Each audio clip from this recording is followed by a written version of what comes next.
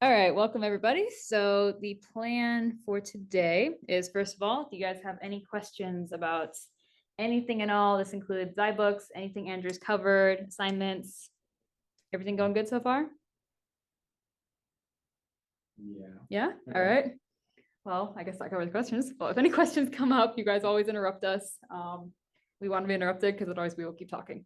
So yeah, so that covers questions. You guys have assignment 2 coming up, and that one's with the tax brackets. So I have a video on tax brackets, which I'm going to send to you guys, that I made last year because the same assignment existed last year. And it just goes over like conceptually what this is, because this is a hard assignment conceptually. Like the actual programming of it is pretty easy.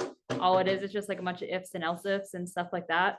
But to grasp what a tax bracket is, that is actually the hard part of the assignment. So I have a video that I'll be sending out to you guys. I'll probably put that on Discord and announcements, which goes over all of that. So I'll give that to you guys later. And then if you have any questions after that, I have STEM tutoring tomorrow, and I'll also just be around. So anytime a question comes up, let me know.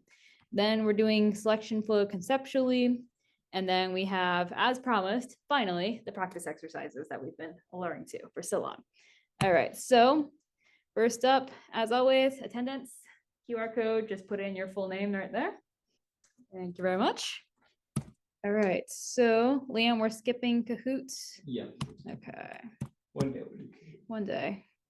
Okay, so first of all, I want to see if you guys know, before we go into this whole section here, what is the difference between if I say if this, if this, if this, if this, versus if I'm saying if this, else if, else if, else if, else.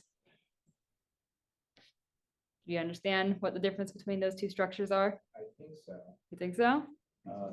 The difference is as long as like if one of the if statements is meant for if, else if, and so on, it just does that one condition, and then if it's all just ifs, it just runs through each of them comparing. Yeah, exactly. So I like to think of these two structures as a grocery list versus if you're going out for dinner.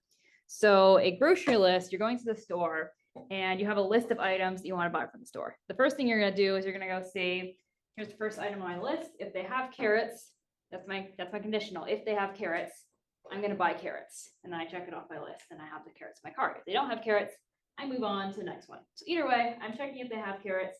If they have carrots, great, I'm going to buy it. If not, either way, I'm still moving on to the next item on my list. Then I'm going to see if they have apples. If they have apples, that's great. I check it off my list. I get my apples.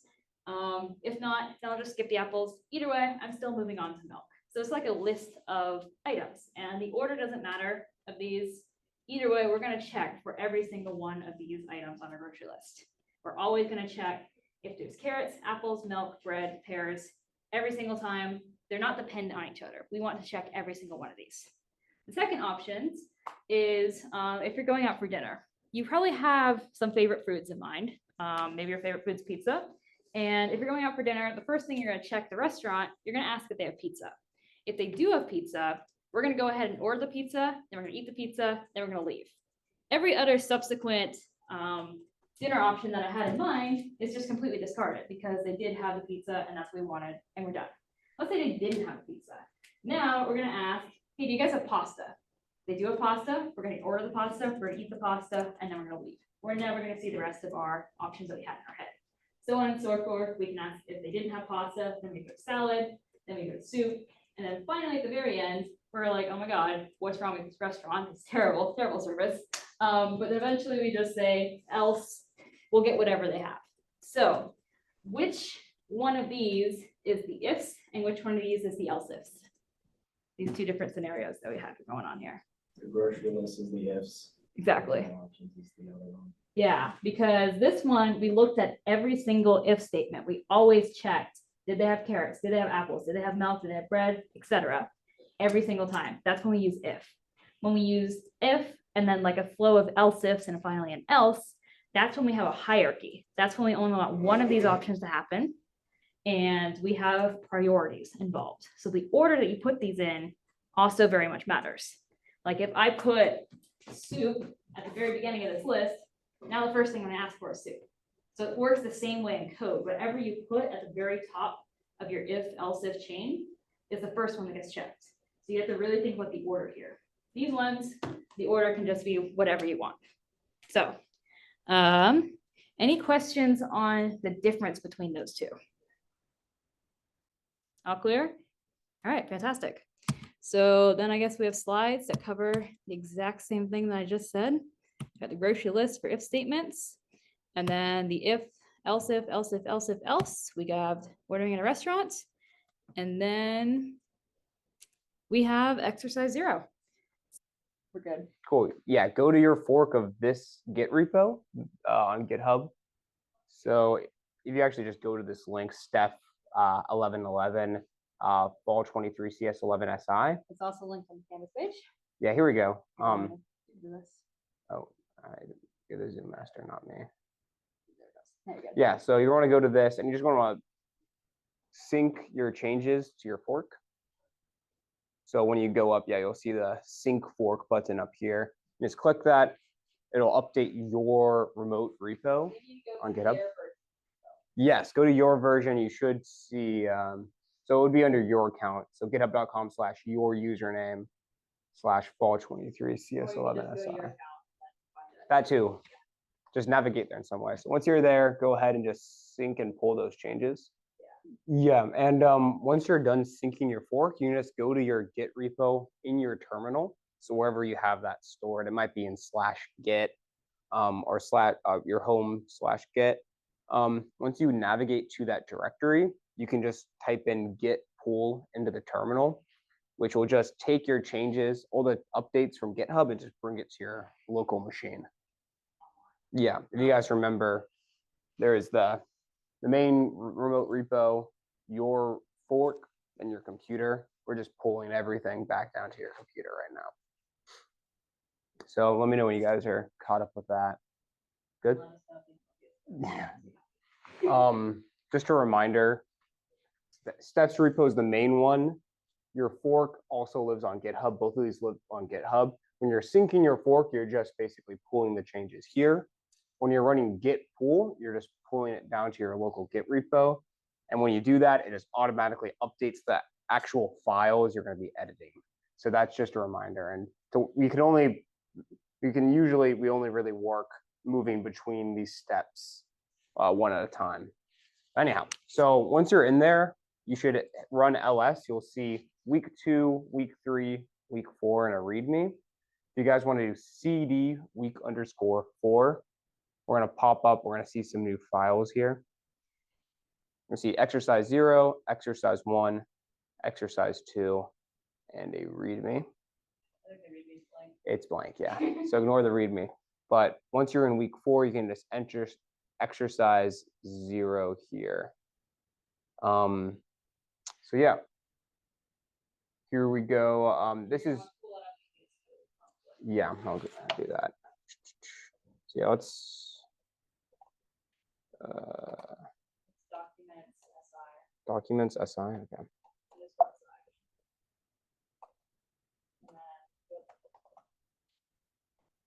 And then I have the code there. Yeah, cool. Yeah, so you can just go ahead, open up foodchoices.cpp. And this is what you're going to see on the inside. There is some code up top here and here. Ignore that. The only code you're going to want to worry about is in between these comments here. Ignore the dictionary. So yeah, ignore the top and the bottom. Doesn't matter. We're just going to be looking at this code here. Why is this complaining? Oh yeah, so are you guys having that open right now?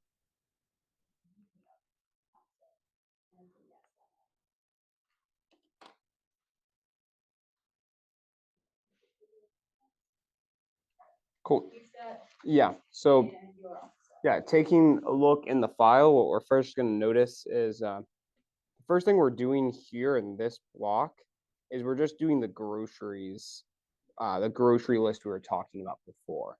So that's like we have a grocery list. You can see what our list is basically right here. These are what we want. We want to get carrots. That's too thick. We want carrots. We want like apples, milk, bread, pears.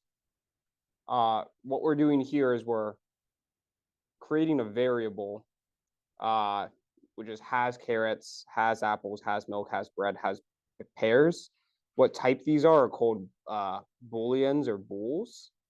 These are essentially, you can think of them as basically holding true or false. So they're either going to equal 0 or false, I think. Yeah, 0 is false. 0 false or 1 and true.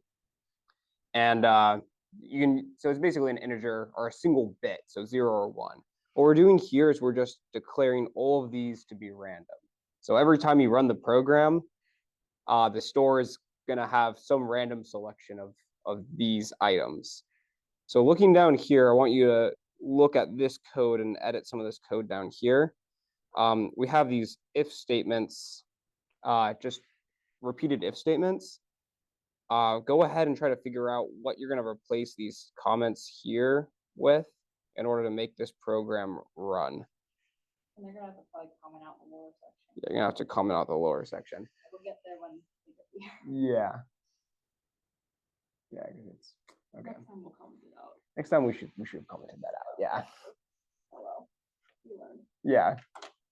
So don't worry about the whole RAM part. We just wanted to make Yeah. it a little bit more dynamic so you can kind of see figuratively in terms of the explanation that I gave and kind of how this works. Yeah. You don't need to know.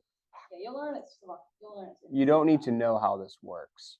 But what you should know is if you remember those Boolean expressions that like P or Q that TAC was talking about, those actually resolve to type Boolean.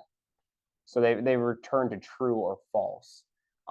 What we can do in these if statements is that we can put a Boolean variable just directly on the inside. And it basically, if that Boolean variable is set to true, then the code in the if statement will execute. And if it equals false, then it won't. So you can go ahead and think, okay, how can I use these to throw them in? And you guys kind of have you guys put the code in there? And Yeah. All right. Cool. So what you should have, yeah, yeah, one thing is, well, if you guys want to just go down to line 56 on this. Hang on. This one. Command slash. There we go. Command slash. Command slash will do it. So now once you have that commented out and you have this stuff entered in, you can go ahead and compile the program, run it, see what happens. And run it a few times too. Yeah, you'll see it. Hopefully you'll see a different output each time. Yeah. Yeah, so let me know once you guys have compiled and ran that if that seems to be working. Cool, you're getting multiple outputs of like, yeah. Cool. Is it working for you back there? I'll figure out this section. Do you want to show them? Yeah, sure. I'm on the mic though, so maybe you take the mic. Go with the mic. Okay, cool. So let's take a look at what you're doing. Yeah. So remember we were talking about Boolean. So yeah. So what you can do is remember this has carrots is set to either true or to false. So what we want this to buy. We want to buy carrots when it's true, right? So how do you think we would go about seeing if that's true? No, I'm not sure. Well, so if we're trying to, do you remember how to test variables for a value? No. Well, you can use equals will show it, and you can type in true like that. But the cool thing is has carrots, because it's a Boolean, you can actually just take out the true like this. Because if it's true, then it'll say if true, then it'll execute. If it's false, it'll say if it's false, and it won't. So you can actually just directly put these variables in, and they'll automatically, it'll automatically run the code if it's true and it won't otherwise. Since, again, those Boolean operators we were talking about before resolve to basically a Boolean type. So I just type in if carrots or Yeah, you can do if carrots and and kind of work your way down that way. Maybe it's better than living in the past like me. Vim. Vim, it's better. Is it now? All of them would have skipped to CS-19 if they used Vim and not VS Code like you forced them to. I think I'll force them to. You forced them to. Look, he's being held hostage in VS Code right now. He wants to use Vim, but we're not letting him. Oh, okay, yeah, it's all my fault. Yeah. Okay, but since you're done, the next section is just basically the same Yeah. thing. You'll just highlight everything and then command / to uncomment. But instead of if statements, now we have the else ifs. So we have the same bool variables at the top, like the has pizza, has pasta, has salad. That's a switch statement that you learned very recently. All right, so yeah, let us know when you're done with this and if the if statements versus else ifs are making sense. And then after that, I think we can do Kahoot. No, we did Kahoot. Yeah. And I guess we can go to exercise 1 after Kahoot. Yeah. Okay, cool. Because Kahoot goes over like the logical expression. Yeah, which would be good review. Yeah. And then also, basically how we're setting this up is each week will have multiple exercises in it. Each exercise has the starter code, the README, which is the instructions. So every time you'll have instructions and test cases and stuff like that. And then you'll also have something called solution.cpp, which will give you the answers. So if you do want to do this on your own, or basically if you want to do this on your own, it should be all set up so you can see the solution and stuff like that. And then we'll also probably talk about the solution here. Are you guys ready to look at the solution? Yes? All right. Okay. Let us know when you're ready, and then we will move forward. Okay, so how was that exercise for you guys? Make sense? Yeah. All right, sweet. So next thing we have planned for today is Kahoot on Boolean expressions. So here, have you guys all played Kahoot before? All right, fantastic. So we just have 15, they're pretty basic questions about Booleans and Boolean expressions, basically the stuff that goes within the parentheses for the if statements. And I'm gonna go ahead and get started on that. So this should give you guys a game pin. You should be able to go to kahoot.com or kahoot.it, I'm pretty sure brings you into that. And then you'll be able to enter a game pin, which is right here. And then I will wait for you guys to get on that. And I think you can also scan that QR code with your phone too. So either way works.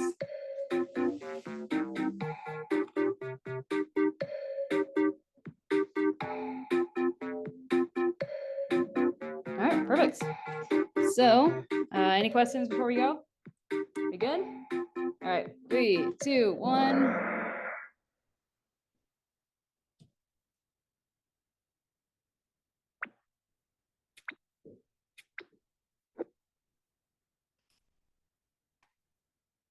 All right, so basically you're just saying, does this expression result in true or false?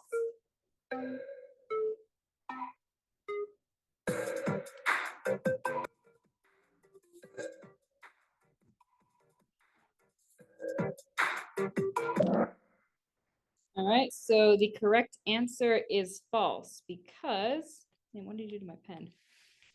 Okay, there it goes.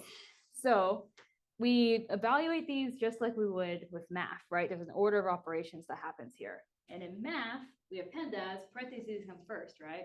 So we're going to go into this inner part here. So wait, did I write this right? I'm gonna click this. Did I do this wrong? What? 2 equals 3 is false. Bang false will be true. Oh God, it's written wrong in Kahoot. Oh no. Okay. God damn it. Liam, you gotta check my work next time. I'm sorry. I assumed it was right. Okay, yes, true is the correct answer here.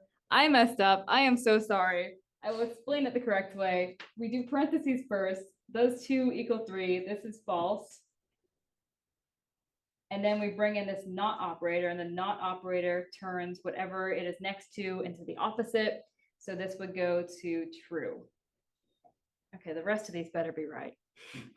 The rest of these better be right. We're moving on. I am so sorry. Okay, next one. I'm sorry about that, guys. Okay. I wonder, can I change this? I don't know how to change this. We'll just say, we'll figure out if this matters in the end. Okay, the rest of these, if these are wrong, I'm gonna be so mad.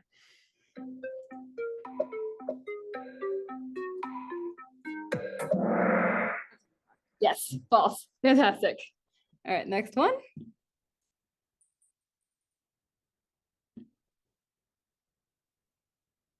All right, so select all that are true here. So valid logical operators. So you might have to click more than one.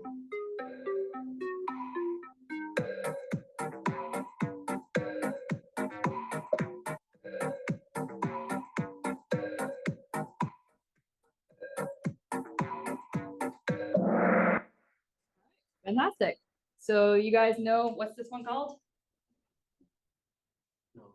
Knots. Perfect. This one? Or and. All right, good work.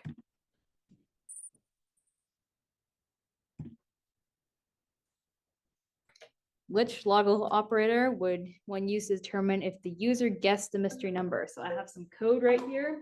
Basically, what operator is going to go right there to see if user num is user input. Same thing.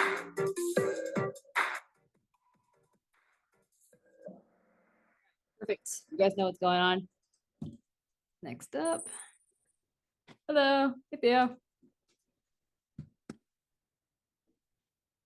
We're doing Kahoot if you wanted to join us.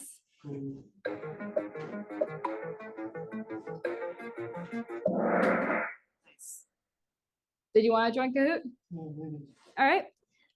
So you can go to kahoot.it on a phone or your browser. And then from there, you'll just enter this game pin on the bottom right here. Oh, what was on the bottom there? All right, you got it? Yeah. All right, perfect. So we are going to question number 6. So just on your phone, you will be able to figure out, a lot of them are just Boolean expressions, just figuring out if it's true or false. This is a long one. Really hope I put it right this time.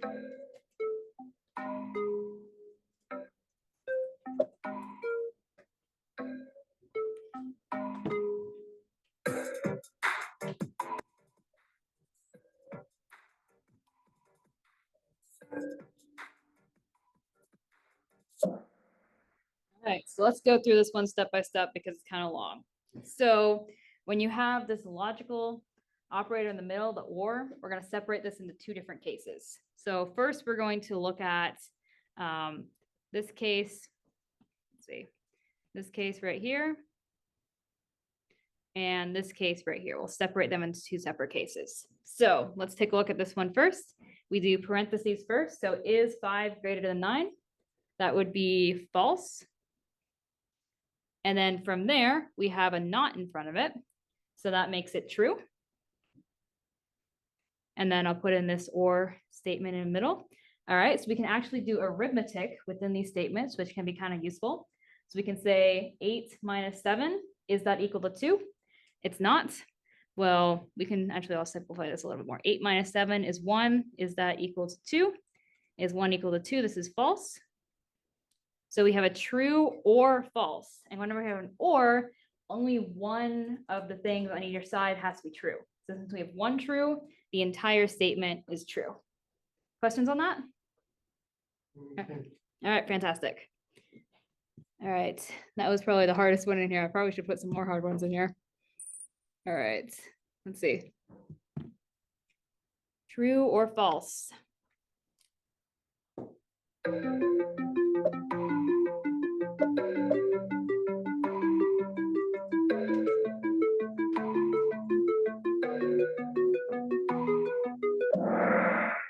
All right, so this one, again, when we have that operator in the middle, we're going to separate it into 2 cases. We're going to ask, is 6 greater than 8? This is going to be a false. But we're also asking, wait, what? Did I put this in? Oh, good. Okay, I did it right. Okay, I was worried I did it wrong again. Okay, and then we're asking, is 3 less than 2, which is also false? And when we have a false or false, the result is false. And I have tables on all of this, which I'll show you guys after, if you're confused, like what needs to be true and false for these to work out. All right. And also, if you guys have questions, interrupt me and we won't move on to the next question. All right, here we go. Very nice. All right.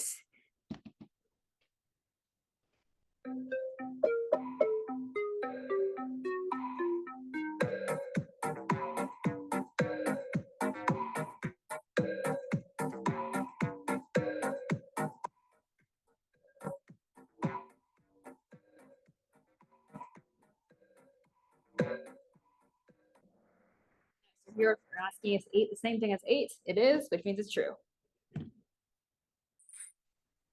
All right, very nice, guys. True or false? Is 2 greater than or equal to 2?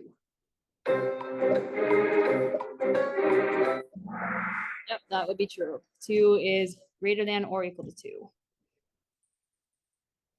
All right, I think we have 3 more left or something like that. A Boolean expression is an expression which results in either true or false. That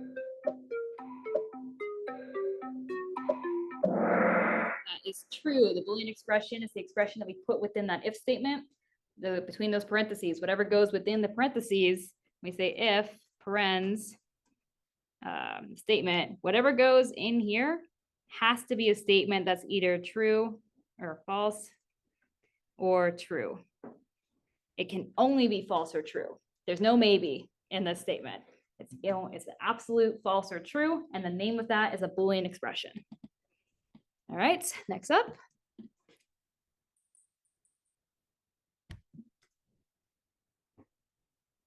Multi-select, so select all that apply, select all valid logical operators.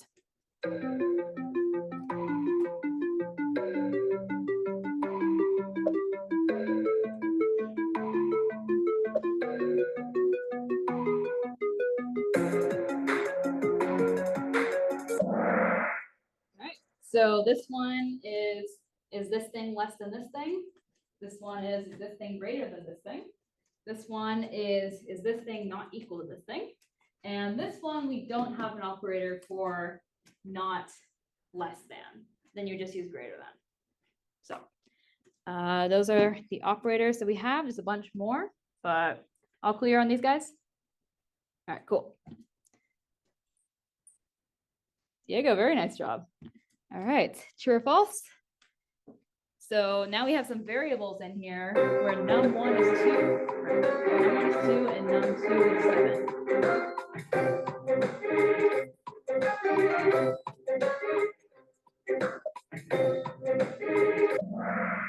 All right, correct. So usually when you'll be doing these in programming, you're never going to have a static Boolean expression where you know in advance what it's going to be. You're going to want to always have a variable in here. So here you would just say num1 is 2, which is less than or equal to 7. And this would be a true statement. All right, you guys all got that. So usually you'll never have is 8 equal to 8. That would never be a statement. You would just always do that. But variables are good. All right, here we go. And always questions are welcome. All good? All right, cool. 2 more.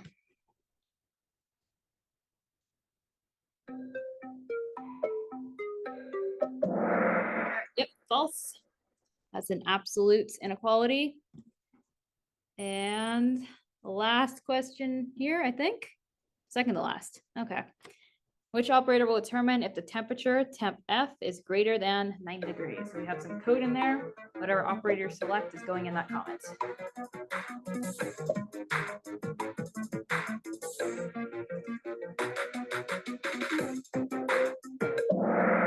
Correct. And last question. These all got mixed up, so I have no idea what the last one's going to be. Oh, good. It's a good one. Okay, which of the following determines if user input is greater than mystery number and at the same time lower than 100? Oh, wow, it's a quick timer. Oh, no. Shoot. Screenshot. No, it didn't work. Sorry, guys. That timer was way too short. So I'll give you guys another second or two to think about this. Kahoot always defaults to 20 seconds, then sometimes I forget to change it.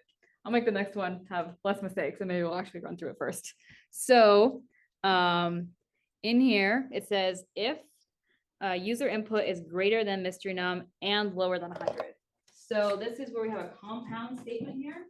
So basically, if we have a number line, no, I'll do this on the screen so then it actually gets in the recording. We have a number line.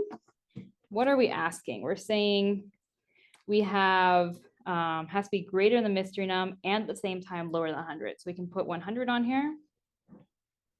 And then we'll also put mystery num just as an arbitrary value.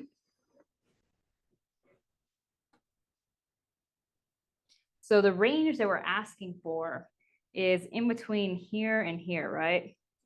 We're asking if it's between mystery num and 100. So there's no way to do this using just one statement.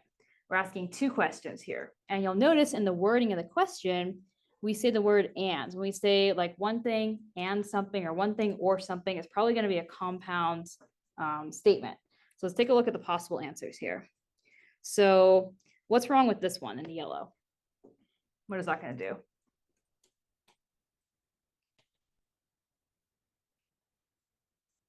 Well, the one in the yellow is simply asking if we put mystery right here, I'm going to just call it M, is user input greater than that? So the range that's going to check is from mystery number all the way to infinity. We have no cap on this range. So that one's wrong. Let's take a look at the green. Here, we're saying is user input less than the mystery number or greater than the mystery number. So we'll say M, we're going to start being greater and this user input less than 100. So it seems like it's giving us this range. What's the issue with green? Syntax error. Syntax error. Yep. We don't use the word and. That's in Python. So that one's wrong. Let's take a look at the green or the blue. So the blue we're saying is user input greater than mystery num. So we're going to put M here. We're saying is it greater? And we're also saying or mystery num is less than 100. So I'll put the 100 in here.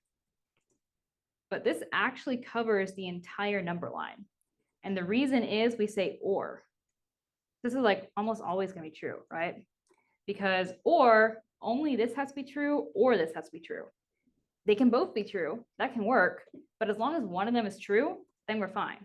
So I don't think it's going to cover the entire number line, but there's going to be a lot of cases where we have overlap, and that's what we want to do. So when you want to tell if you want to do and or, a really good trick is actually just to save your expression as a sentence. So in the sentence that I put here, I said, if user input is greater than the mystery number and lower than 100. If you say these things as a sentence, chances are the operator that you want to use will actually come up in that sentence. So just to clarify the red one, what we're saying here is we're going to say M, we got to be greater than the mystery number, while at the same time being less than 100. So this is the range that we would end up with the red one. All right, questions on that? All clear? All right, that was our last question. I apologize about the time, but here is our podium for today. Leah, very nice job. Alex, and let's see. There you go, great work. Great work, guys. All right, so Kahoots, how do you feel about these? Do you want more of these? Good, bad? Good? All right, we'll make more. All right. Any questions on anything that the Kahoot covered, or everything there makes sense? Except for my first question blunder. All right, sounds good. Well, then I will pass it back off to Liam. Yeah, we still have a bit more time to do exercise number 1. Or to Liam. Yeah. So. Do you want the mic on your mic, or where do you want It's the fine. mic? I'll just sit on the computer. Okay. Cool. So let's do you guys want to do some more example programs? I'll take that as a yes. Let's check out exercise 2. You can ask them which one. Do you guys want to do exercise 1 or exercise 2 there? Exercise 2 is a little bit harder than exercise. It's a decent amount harder than exercise 2. Do you guys want to try the hard one? Yeah. All right. Cool. So let's. Ooh, can I drag this over here? Yes, I can. Oh, but I want the this thing. Click that. And then you gotta drag it back again. Okay, here we go. Good job. Cool. So basically what we're doing here is we're trying to write a program that tests to see if an integer falls in between two other integers. So so for example, if we enter in 1, 10, 5, we're going to test if 5 falls between 1 and 10. So yeah, we'll see if a target number, which we're calling target, falls between two other numbers, bound 1 and bound 2. Yeah, so the bounds are not given in any particular order. So that means like 1, 10, like if bound 1 is 1 and bound 2 is 10, it's the same as if bound 2 is 10 and bound 1 is 10 and bound 2 is 10. So like the smaller number isn't necessarily going to be given first. It's just two random numbers. We have to figure out which one's the smaller of the two. We're also just going to be considering if the bounds are 1 and 10 and the target is 1, we're going to say that 1 doesn't fall between 1 and 10. So yeah, here are some hints if you guys need them here. One thing that we like to do is try to think of like a flow of the program. Should I pull this down? Sure.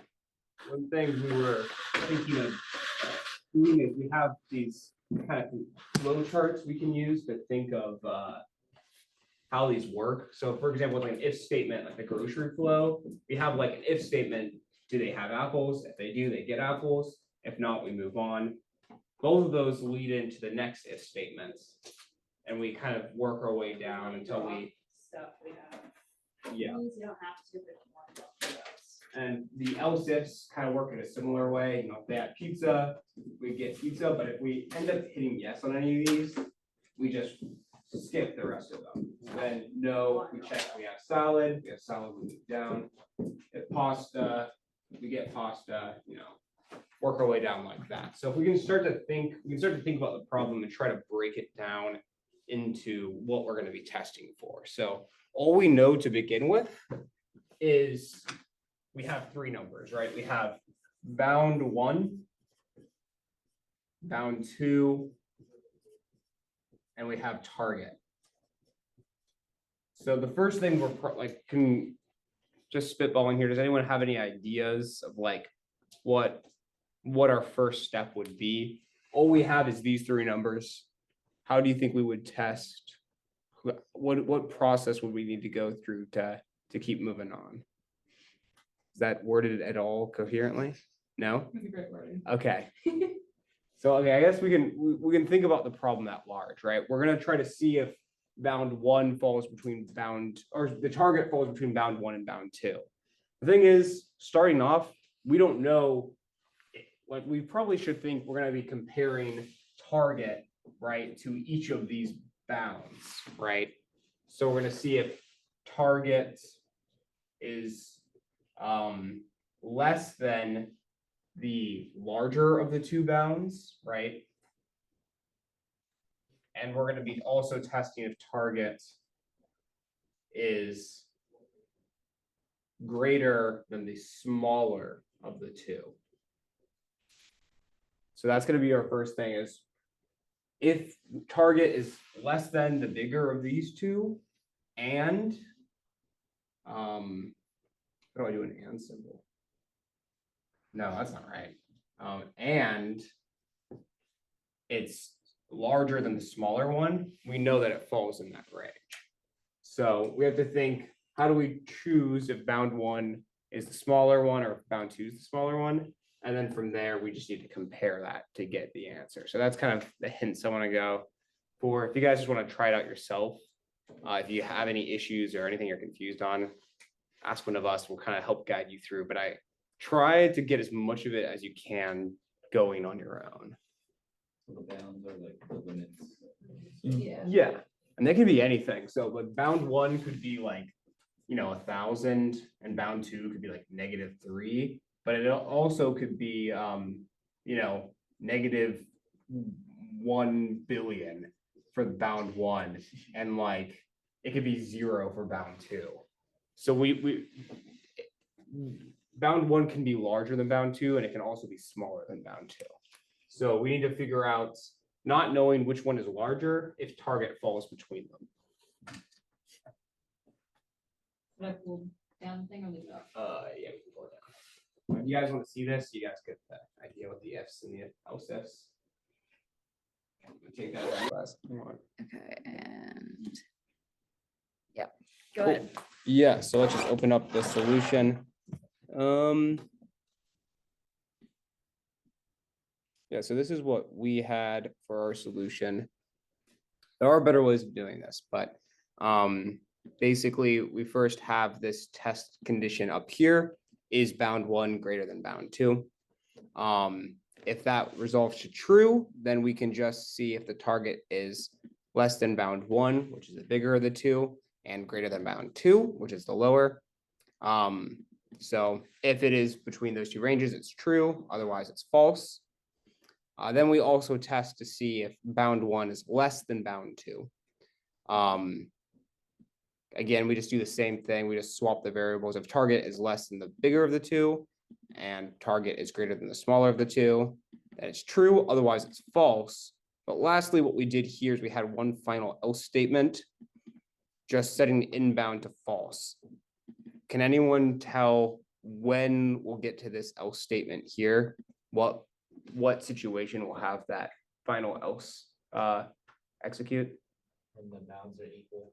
Exactly, yeah. So we have to test for that, because if you leave it as just if bound one is greater than bound two, then else this code here, you're gonna have those collisions where the bounds are equal. You're gonna end up showing, I guess that's Yeah, actually none of them would fine. execute if they were equal. Nothing would happen.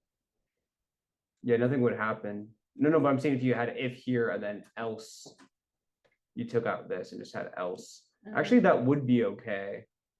Well, there's many ways of doing this. There's a much shorter solution as well, and I'm sure you guys also have different solutions, but as long as Yeah. you're getting the same answer. I just realized we actually don't need this. Yeah. Because if the bounds are equal to each other, we do the else and it Mhm. won't be less than and greater than that at the same time. So Yeah. actually that would be fine. Yeah. Well, Anyhow. any way you did it is good. Did you guys have questions on it when you were coding it?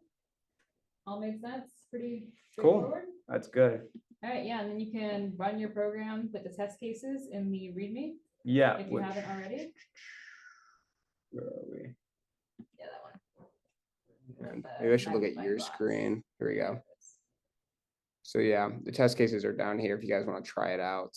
But chances are it probably works for you too, or Yeah. for you four, I guess. For them. Yeah. And Yeah. then there's we a have it. commit and push. Yeah. Okay, Should we have them do that? Yeah. Okay, cool. There. So once you guys test it, let us know. Actually, let us know this time. And we'll just walk you through just pushing your stuff to your fork. Yeah, because we're at the end of today, probably. Mhm. And then when we start the day, we're always gonna sync the fork pool to our own computer. That way you'll have the exercises that we make for you guys. And then when you finish completing the exercise, you want to get into the practice of pushing to your own fork again. That way you have actually version control and all GitHub stuff working. If we don't push back, then there isn't really a point. Yeah, that's true. Yeah, but we're trying to get you guys super involved with GitHub because actually one of our bosses here is computer science, he went off to CSUMB, and they want you to like know how to use GitHub and Git and all this stuff. And it's like expected, and no one at Cabrillo really teaches it. So we're trying to get you guys. Jeff involved kind of with that. does. Kind of, but Take- not enough. Take CS-19 with Jeff if you can. Yeah. After this class, because he does teach some He Git teaches stuff. some Git, so but you'll have like so much knowledge going into that. And if you don't get him as a professor, you're not guaranteed to learn Git. But just saying, it's a good thing to learn. So even if it's like super tedious, you're like, what the heck is happening right now? Eventually you'll go to a class or job somewhere in the future. You're like, oh my God, this makes so much sense. Yeah, Yeah. no, it'll be very helpful to know. Yeah. So if you feel like what's going on, it's okay. Yeah. If we get one, trust me, bro, then this will be it. Trust me. You're gonna want to know Git. All right. So everybody set to go? Set to push? Set to Anyone push? else doing more of exercise 2? Yeah, exercise 1, we'll just leave open-ended if you want to do it. The readme's there, the test cases are there, everything's there. But we're done for today. So we'll just leave that one up to you guys if you want to do it. But we don't care. Either it works for us. So yeah, I think we're ready to push and commit if you want to show them how to do that. Yeah, you guys ready? All right. Cool. Well, we can't push and commit. We're not gonna do that. We're not gonna Hopefully I break the remember not to thing do it. again. Yeah.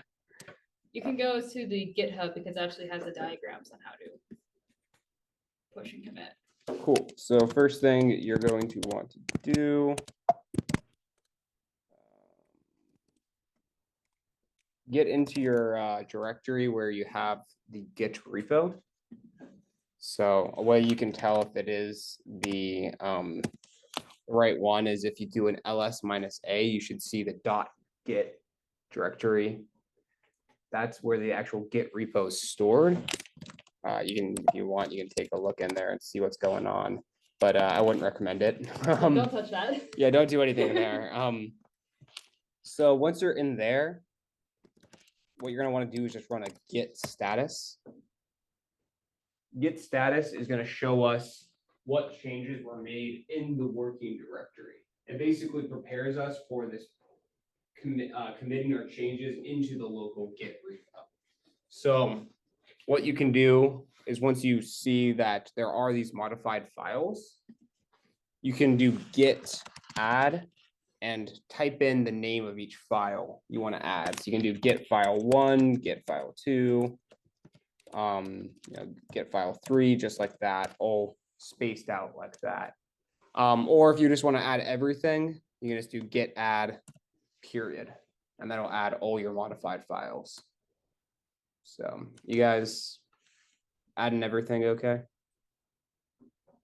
Oh, dude, look, I'm on a branch. So you actually might be able to do this. Oh, really? Then we can just delete the branch later. Yeah, I'm on a branch. Cool. You can Yeah, do it so we with can them. go git add dots, and that'll add all your modified files. We can run git status again once we add, and we can just see that red text before is now green, and it's under changes to be committed. This means we're now ready to commit our changes to our repo. So to commit your current staged changes, you just run commit -m. Open, you can do a quotation mark and just type in your commit message. So it's like finished example programs for week 4, something along those lines. Let me. Go ahead and do git status.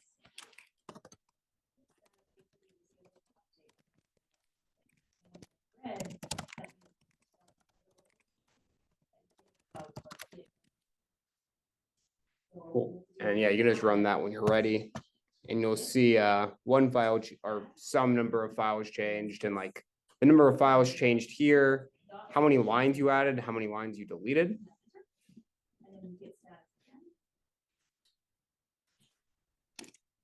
Then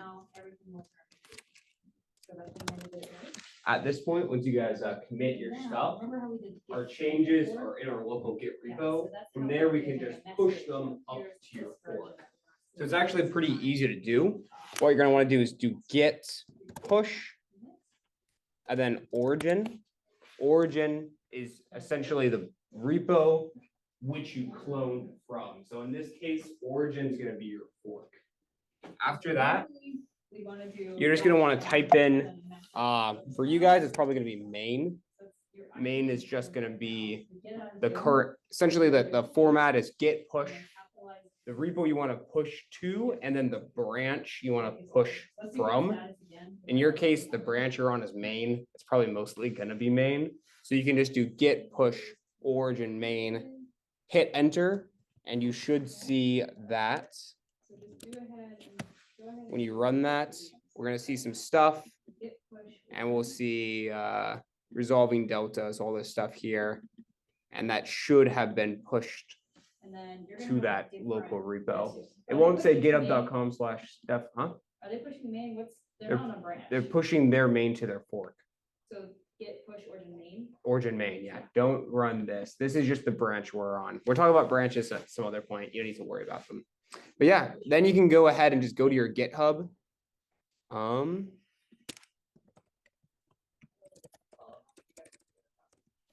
You can go to your GitHub and you should see, go to your fork, you should see that there's this new change committed a couple minutes ago. So you can see on ours, we have that push that just came in 2 minutes ago. So if you go to your fork, you should see, your fork on GitHub, you should see that push coming in.